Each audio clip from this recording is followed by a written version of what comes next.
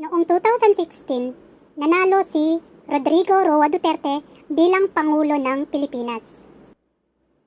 Ang war on drugs niya ay ipinalaganap na sa buong Pilipinas na nagsimula lamang doon sa Davao kung saan yung baluarte niya. At noong umupo siya bilang Pangulo ng Pilipinas, ang kalsada ng Pilipinas ay naging madugo. Bawat gabi, may mga patay na nagkalat. Bata o matanda, walang pinipili. Dahil gusto ni Rodrigo Roa Duterte or Digong na ang mga pusher, mga dealer ng droga, mga user, mga snatcher, mga addict, mga rapist ay mawala sa mundo. Sabi nga niya, 6 lang na buwan matatapos daw ang laban kontra droga niya. Dahil ang pinili niya na solusyon ay walain ang buhay ng mga tao, lalo na yung mga adik. Ang problema, ang mga namamatay minsan ay inosente, mga bata, mga matatanda. Hindi pa nga natin alam kung yung mga nakahubad, may mga tattoo, mga nahuli sa curfew, mga adik talaga or gumagamit ng droga. Dahil habang nakaupo si Digong, wala namang nakulong na mga big time na pusher, dealer, or businessman na ang business niya ay droga. Ang drug campaign ni Duterte ay madugo, masalimuot, magulo. At hindi niya yan magagawa mag-isa. Of course, kailangan siyang may kasama. At tinatawag ito na Death Squad. That started in Davao City. Karamihan dyan mga pulis. They deliberately shot the people helplessly. Pinapatay nila agad-agad ang isang tao na hindi man lang nito maipaglaban kung siya nga ba ay adik or hindi. Marami ang namatay. Ang mga magulang tumatangis. Humahagulgol ng iyak. Sabi nila, ang anak ko hindi adik. May mga ama din na nagmamakaawa. Maawa po kayo sa amin. Maliliit pa ang aking mga anak. May mga tambay lang sa kanto na mga estudyante dahil sa init ng panahon nakahubad. Hindi makatulog, nagtambay sa kanto, nadamay na. Sabi pa nga ng iba, "Sir, huwag niyo po akong barilin. Meron pa akong exam bukas." May mga pari din na namatay.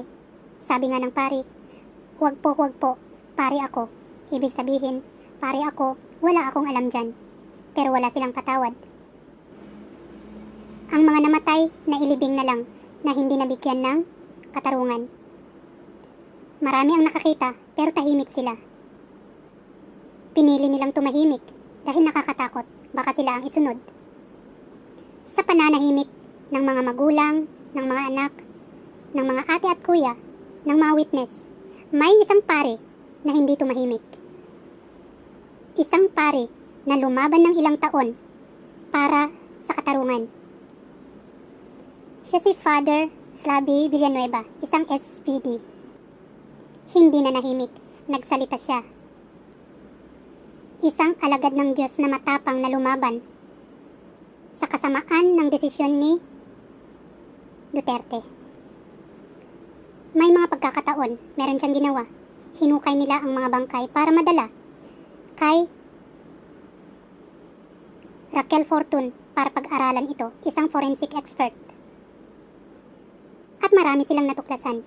May mga namatay na 2 ang death certificate niya. Sa isang death certificate, ang reason ng pagkamatay niya ay nabaril sa ulo.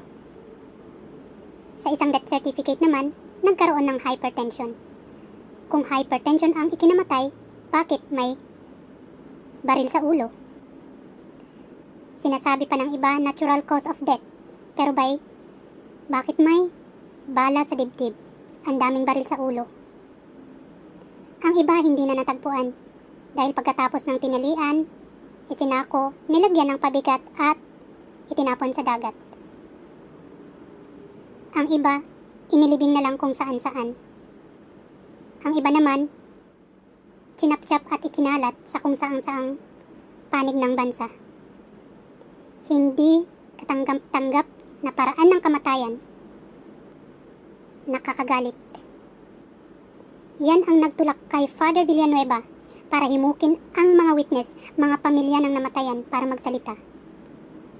Hanggang sa lumabas ang isang tao na lumapit sa mga madre, si Edgar Matubato, ang star witness sa kaso ni Duterte. Isang hired killer doon sa Davao Death Squad. Siya ay maliit na tao. No read, no write, ibig sabihin walang pinag-aralan. Dahil wala siyang pinag-aralan, ginamit siya ngayon ni Duterte. Inutusan siya na pumatay ng tao. At ang tao na ito, wala din awang pumatay. Pero hindi natutulog ang Diyos. Lumapit siya sa simbahan. Hindi madali ang paglapit niya dahil delikado ang buhay niya. At tinanggap siya ng simbahan. Alam naman natin na ang simbahan ay hindi lang bahay-sambahan. Ang simbahan ay kumukupkup sa mga tao na gustong magbago. Yan ang pinakamisyon ng simbahan. Si Father Villanueva ang nagtago kay Edgar Matubato dahil hinahanap siya. Delikado rin ang buhay ni Father Flavi dahil ang kumupkup ng isang witness, delikado rin ang buhay niya. Mahirap alagaan ang isang witness, kaya palipat-lipat ng tirahan si Edgar Matubato sa tulong ng simbahan ni Father Flavi. Sa mga interview, lumabas si Father Flavi at si Matubato. Meron pa nga sinabi si Edgar na 50 katao ang pinatay niya. Nakakagimbal, nakakagulat. Kung iisipin natin, halos or parang demonyo na ang tao na ganyan. Nakonsensya daw siya kaya siya lumapit para mabago ang buhay niya. May mga instances daw na gusto na niyang magpakamatay. Pero bago siya mamatay, ang gusto niya magkaroon ng buhay. Magkaroon ng kabuluhan ang buhay niya. So nag-decide siya na magsabi ng totoo through the church, through Father Villanueva. Meron pa siyang sinabi na mga 8 tao ang nakita niya at na pinatay ng Pangulo. Mismo, si Pangulo daw ang pumatay at nakita ni Edgar. Kinupkop ng simbahan ang isang tao na makasalanan. Alam ko, marami ang ginawa ni Father Villanueva para mabago ang buhay ni Edgar, yung buo niyang pagkatao, lalo na yung espiritual niya.